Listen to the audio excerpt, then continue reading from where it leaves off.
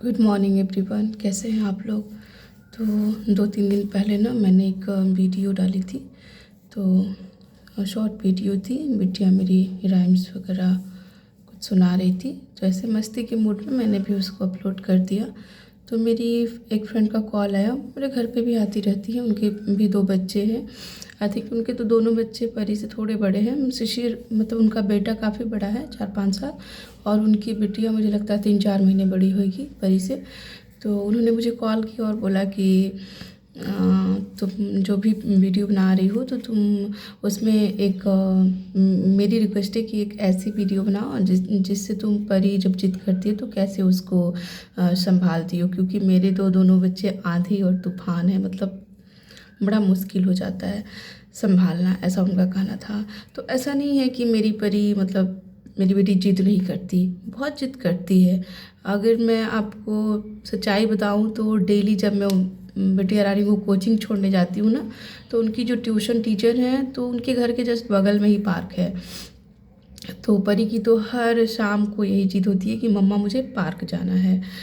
तो मैं क्या करती हूँ कि मैं बोलती हूँ ठीक है बेटा, चलिए पहले हम लोग आपकी मैम के पास चलते हैं, आपकी मैम को इन्फॉर्म कर देते हैं, उनको बता देते हैं कि हाँ आज परी पढ़ने नहीं आएंगे, हम लोग पार्क जा रहे हैं।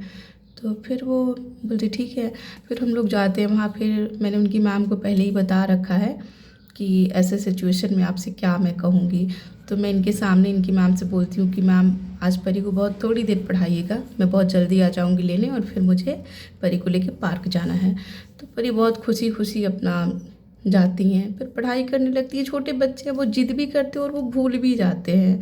वो हम बड़ों जैसे नहीं है कि किसी चीज़ की जिद पकड़ लिए तो बस पकड़े ही रहे, तो भूल भी जाती हैं।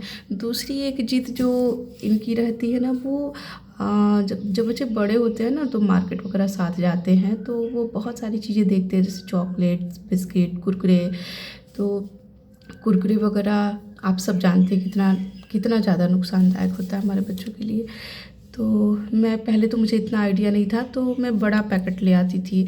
उसमें क्या होता है ना, बच्चे कुछ खाएंगे और कुछ फिर वो ख़राब भी हो जाता है, खैर उसमें तो बहुत नुकसान है। तो अभी मैं क्या करती हूँ, छोटे छोटे पैकेट्स जो 5 रुपए के कुरकुरे, 5 रुपए के जो चिप्स वगैरह आते हैं, ऐसे मैं जब ग्रोसरी शॉपिंग करती हूँ तो मैं मतलब 5 या 7, 8, 10 पैकेट जैसा मुझे लगता है अपनी ज़रूरत के हिसाब से मैं लेके रख लेती हूँ। उसमें भी मैं उनको पूरा कभी मैंने आज तक परी को पूरा एक पैकेट नहीं दिया है। हालांकि बच्चा तो मांगता ही है कि मुझे पूरा पैकेट चाहिए। तो मैं क्या करती हूँ कि जब भी मैं इनको कुरकुरे या चिप्स देती हूँ तो मैं इनको बोलती हूँ बेटा हम लोग गेम खेलेंगे, एक राइम्स आप सुनाइए तो एक आप खाएंगी, एक पीस, और फिर मैं सुनाऊंगी तो एक पीस मैं खाऊंगी।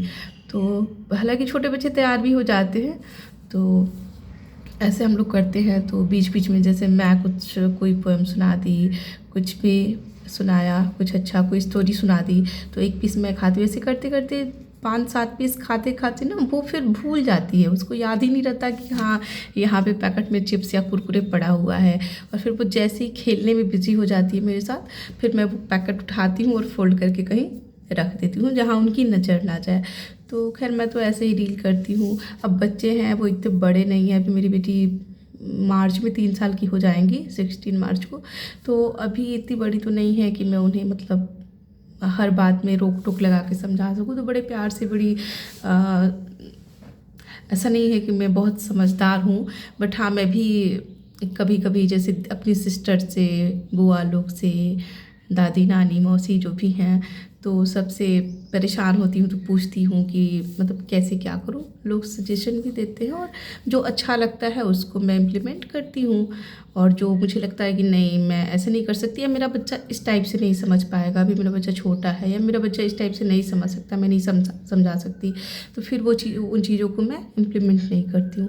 तो मैं तो ऐसे ही करती हूँ। And thank you, I hope कि किसी ना किसी की हेल्प हो जाए इससे। और प्लीज़ आप लोग कमेंट करके मुझे बताइएगा कि आप लोग जब आपके बच्चे जिद करते हैं तो आप लोग कैसे उनको डील कर पाते हो उस टाइम पे। Thank you.